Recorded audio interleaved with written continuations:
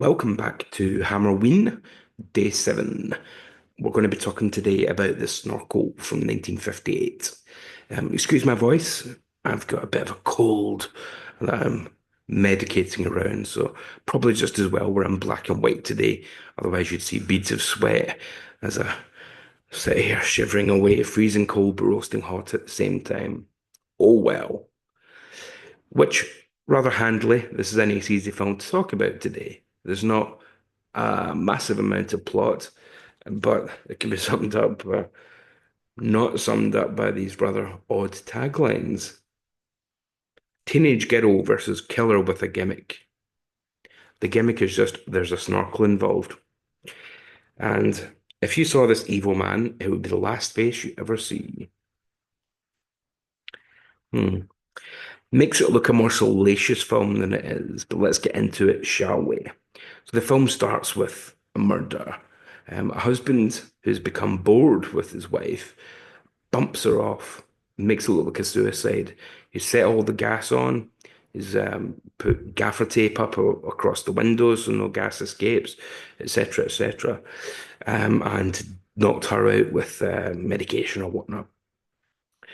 What he has done to protect himself, the film's called The Snorkel, is he's hiding under the floorboards and he's rigged the snorkeling apparatus up so that he can breathe in fresh air from outside the building. So whilst the apartment is covered in gas, he himself is perfectly safe. Although, what if someone lights a match? Anyway, so the perfect murder has been committed. The authorities do indeed say, well, clearly it's a suicide. Absolutely no problem pronouncing that a suicide whatsoever. However, the daughter involved, so the daughter of the murdered woman and the stepdaughter of the killer, Candy, she's insistent that no, this was murder. He's murdered my mother and he murdered my father before. So, there's already kind of a film that's taking place before this one even starts. So, not only are we thrown straight into the action, we're given this wonderful exposition at the start as well to have you imagine that there's a prequel already out there ready to be made for the Snorkel. Snorkel 2, Electric Snorkeloo. Doesn't work at all, that does it?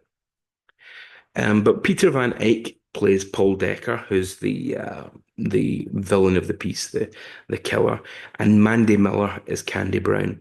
Mandy Miller would be famous for a hit single produced by George Martin. Nelly the elephant back to the trunk and said goodbye to the circus. Off she went with a trumpety trump, trump, trump, trump. Back in the days where Trump wasn't a swear word. This daughter is convinced that her stepfather is the murderer. How's she going to prove it? She's just a nervous girl. Nobody believes her. The father's quite a respectable sort. So how's she going to convince the authorities and her kind of nanny who hangs about that she is correct and that her stepfather is a murderer? So that's really the setup for the whole rest of the film. So there's not a lot of plot to get in the way of this movie, to be honest. And I say that in the best possible way. It's tight, it's taut, it knows exactly what it's doing. The performances are fantastic. If you think I've rushed through the plot synopsis, there's a wonderful twist towards the end, but there's not. Hmm, it's not quite got the conviction I wish it had. Where there's a twist that makes you go, and then it twists just a little bit further back the way, and you think, mm. I wish it had the courage of its convictions, but it wanted an A rating in the 50s, so perhaps they weren't allowed to do so. But you'll know what I mean if you've seen the end of the film. There's obviously a lot more involved in the film over there. We're in 23 minutes. There's the girl's dog becomes victim of this monstrous stepfather as well. So in a way, it's not a whodunit, of course, because we know from the very start it is the stepfather. It's how we're going to catch him. Ostensibly a Columbo type plot, which is very different for Hammer's kind of psychological thriller cycle. And the master of Hammer's psychological thrillers is one of the co-writers here, Jimmy Sangster. So, yeah, you can see his prints on some of the best of this film. Is it a great film? There's nothing wrong with it. There's absolutely nothing wrong with it. The acting style is very 1950s. So, Young Candy, for example, my daddy was murdered, I tell you. Murdered. I say murdered. Very clipped, received pronunciation. So believe me, you'll get no regional accents here. Although Peter Van Eyck as the killer, he's a German actor, had a wonderful career, was in like Mr. Arcadin and loads of stuff in the 60s and whatnot. If you needed a foreign menace, he would usually get the call. Um, so there is a little bit, unfortunately, of the can't trust him because he's got a foreign accent thing going on. But oh well, that's the times. The one actor I think who lets it down a little bit is Betta St. John as the nanny type. She's dealing with this young girl who is either severely depressed, mad, or correct. And in either one of those three circumstances, she probably shouldn't be getting so close to the stepfather as she does throughout this piece. So they force in a little bit of a hint of romance there, which, not terribly professional from this au pair, but au pair, oh well. There are good set pieces throughout it, including a reconstruction of the initial murder and how he thinks he's going to get away with it again. We see how he's managed to fake the authorities into, well, I was over the border at the time. You can check my passport and see. And again, the snorkel comes into play in a number of ways, including how he fakes his alibi for where he was at the time of the death.